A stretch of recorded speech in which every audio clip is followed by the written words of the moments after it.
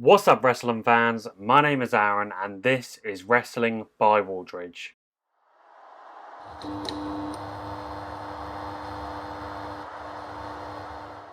Welcome to the newest edition of my top 5 wrestling matches of the week. So before we get things started, I did just want to let everyone know that I will be going on a short hiatus for a couple of weeks.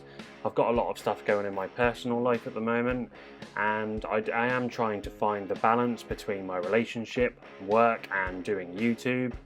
I know I don't put out too many videos, but I do have to watch a hell of a lot of wrestling for the videos that I do make, so I'm just going to try and reformat things a little bit. But enough of me blabbering, let's get into it.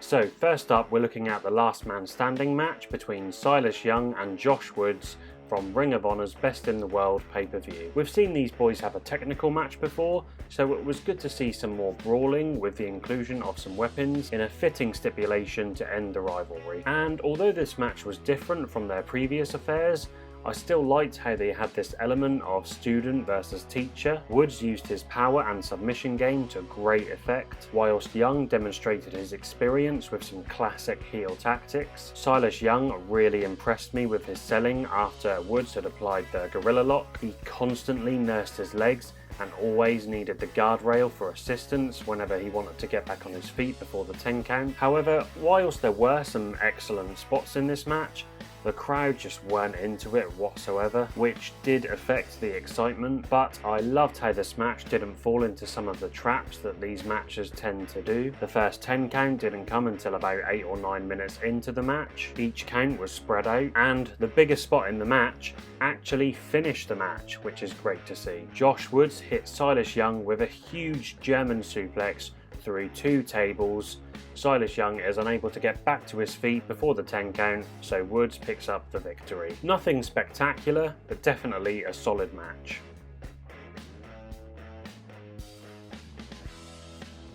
And then we have another match from Ring of Honor's Best in the World pay-per-view, Brodie King of Violence Unlimited versus Jay Lethal of the Foundation. The match told quite an unexpected story of whether Lethal could survive Brodie's offense and make a comeback. Besides an early burst of offense from Lethal, Brodie dominated proceedings with some really awesome intensity. I thought Jay made Brodie look monstrous with his selling, and I also wanted to discuss another piece of great psychology. Brodie hits a devastating pile driver onto Lethal, but before he can make the cover, Lethal instinctively rolls out of the ring. Not only does this protect the pile driver from looking weak, it also highlights Lethal's experience and ring awareness. I loved the spot where Brodie nails Lethal with a running crossbody, sandwiching him against the guardrail whilst Lethal is on a chair.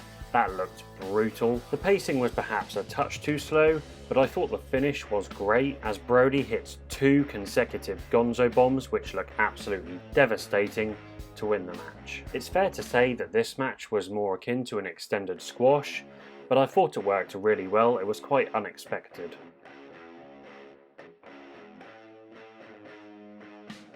And then next up, the Coffin match between All Ego Ethan Page and Darby Allin from AEW Fyter Fest Night 1. This match was all about Darby and Page settling the score by any means necessary. Career threats were made before this match, so the violence and the brawling were definitely a welcome addition. The interference from Scorpio Sky and Sting did make sense, but I am glad it did happen early on in the match. The facial expressions used by both men helped to convey their hatred towards one another, and I thought Page portrayed the heel smug character really well too. He's definitely coming into his own now in AEW. The selling was okay, but inconsistent, especially after some of the bigger spots. For example, after Page hits Darby with that insane Ego's Edge onto the steel steps. That looked so painful. It definitely could have been sold for a lot longer before they moved on to the finish. The match slightly lacked drama as there weren't too many attempts to close the opponent inside the coffin besides the finish,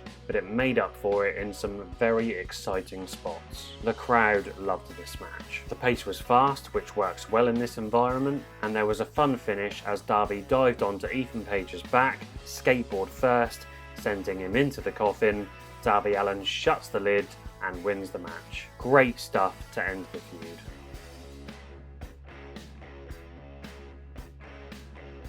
And now we're looking at the third match from Ring of Honor's Best in the World pay-per-view, Jonathan Gresham versus Mike Bennett in a pure rules match for the Pure Championship. Although this match was between two babyfaces, Gresham acted as the arrogant Pure wrestler who showed a complete lack of respect towards Mike Bennett and his wrestling ability, but Gresham definitely underestimated Mike Bennett, who was forced to make the first rope break, an unfathomable possibility for the Pure Champion, and it was excellent storytelling, I thought. Gresham soon unveiled his game plan to attack Mike Bennett's left arm to nullify his strength. Great psychology, which was made better by Bennett's selling, particularly when he failed to lift Gresham for a pile driver. Bennett's power and Gresham's technique, added with a little bit of high-risk offense, made for a great combination. There was awesome counter wrestling.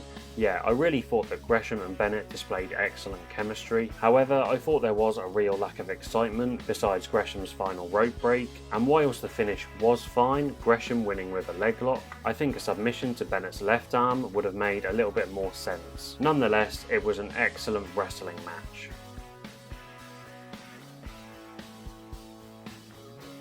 And then finally we head over to NXT, where we saw a match between Johnny Gargano and Karrion for the NXT World Championship. A game of cat and mouse would be a sufficient way to describe this match. Gargano was the consummate underdog who needed to show resourcefulness and toughness against the powerful champion, and the growing tension between Samoa Joe and Karrion was a nice addition to the match as well. The composition of the match was excellent. Johnny Gargano established himself as the babyface to begin with, and then Cross brutally slams Gargano onto the edge of the table and works the heat. Gargano attempts to make a couple of comebacks before successfully doing so later on, which leads into a hectic finish filled with some very effective near falls. A tried and tested format which works wonders. The pacing was awesome, which is understandable considering both men enjoy working at different tempos, and the match was given a great amount of time. Cross eventually defeated Gargano in dominant fashion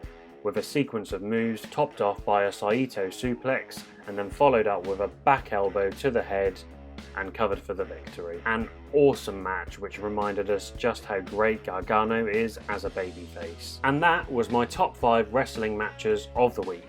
As always guys, let me know what your favourite match of the week was in the comment section down below. As I said at the beginning of the video guys, please make sure to subscribe. It means so much to me. You can follow me on Twitter and Instagram at WrestlingByW. Give this video a like, give it a share, hit that notification bell to be notified when I make my return and when I release new videos. I hope you all have a great rest of the week guys, and I shall see you all next time. Bye bye.